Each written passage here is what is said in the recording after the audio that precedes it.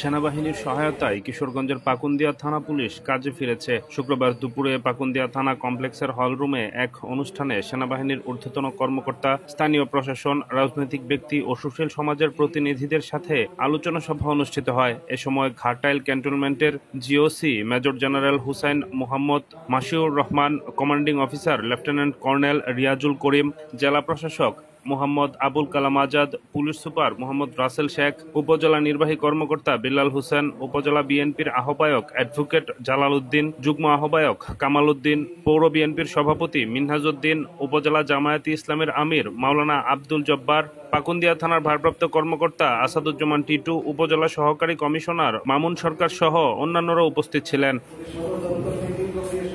সাবেক প্রধানমন্ত্রী শেখ হাসিনার পদত্যাগের পর একের পর এক হামলা হতে থাকে দেশের বিভিন্ন থানায়। এতে একরকম পুলিশ শূন্য হয়ে পড়ে দেশের সবকটি থানা। কর্মবিরতিতে যায় তারা।